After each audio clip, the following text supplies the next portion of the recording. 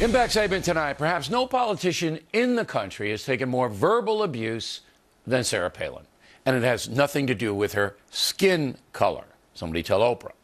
It has to do with her conservative belief system. Now, the other day on MSNBC, one of their hateful commentators compared Governor Palin to a slave owner and said some vile things should happen to her. I'm not going to run that soundbite because it does not deserve to be aired.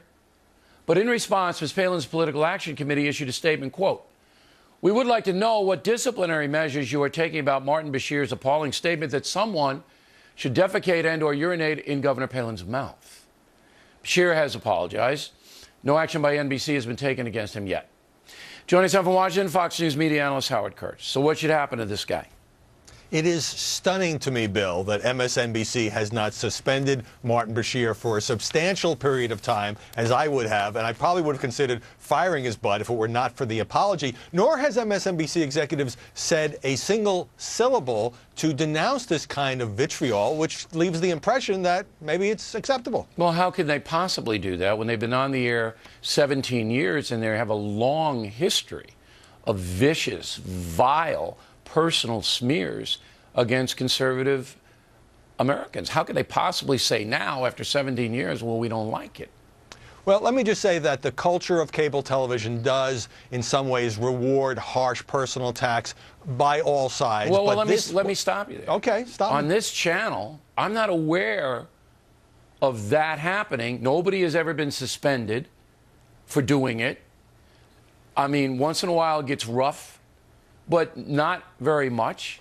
You go Bear, Greta, O'Reilly, Kelly, Hannity.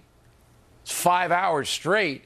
None of those people known for personal attacks. So how can you make that comparison?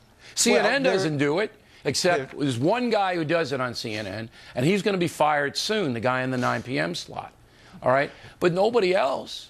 Look, there are people who call guests or political targets idiots and pinheads. That's in a whole different category. Come on. Whole different category. Hear me out, Bill. Whole different category than this kind of bile that Martin Bashir was peddling. And interesting contrast here. You talked about Sarah Palin being the target of a lot of attacks. And just to provide a little context, she used the term slavery to describe the national debt. She made that analogy. Fine to criticize her on that. She's fair game. But to say what Bashir did... Yeah, you don't do it that way. You just absolutely not. Right. And look at the contrast with Alec Baldwin. Let's just be frank here. You want to be frank, Howard? You want to be honest tonight? Sure. Sarah Palin won't do this program. She won't come on a program because she doesn't want to mix it up. She doesn't. She wants to give a speech, and nobody gives speeches here. Okay? So she doesn't come on. We invited her on tonight. You're her in her stead. But I don't begrudge Sarah Palin that. She can come on. She doesn't come on. She does come on. Whatever she wants to do. Okay? Fine. But wait. Okay, but there is a pattern of behavior. And it's not MSNBC, it's NBC News. They own it. They run it. Okay? They allow it. Go. First of all, let me give you a little breaking news. I am told that Sarah Palin has canceled a scheduled Christmas interview with Matt Lauer of the Today Show. He's going to go up to Wasilla, not because she doesn't like Matt Lauer of the Today Show, but because NBC has not taken any action on this matter. Secondly, I think a lot of people at MSNBC probably agree with Bashir that she is an idiot and a dunce, which two adjectives that he threw at her. But when Alec Baldwin, who also has a show there, you may not have heard about this, got involved in an altercation with the paparazzi. Remember the paparazzi used an anti-gay slur. NBC was very quick to suspend him for a couple of weeks. So if they're knocking Baldwin off the air, and he didn't even do it on his program, he did it because the paparazzi are torturing him. All right. Why aren't they doing it to Bashir? Why aren't they sending a message like, we don't want to do this anymore. We've been doing it for 17 years. It hasn't worked. We want to stop doing it. Why don't they do it?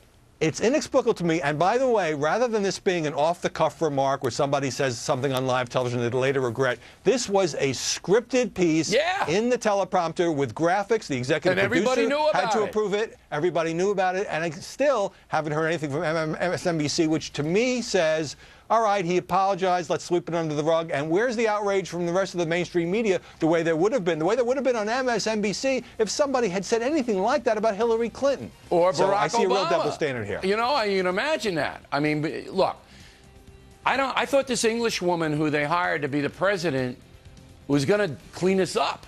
I mean, it's getting worse over there. I'll give you the last word. I just think that this is one of those instances where something was so over the pale, so over the top, so despicable that a network has to make a statement with both disciplinary action and with a strong statement denouncing that kind of conduct. Otherwise, it looks like you're just looking the other way. All right, Howard, thanks very much. Directly ahead, our Man is Hell segment. Miller and Chris Christie talking about President Obama. Back with those reports after these messages.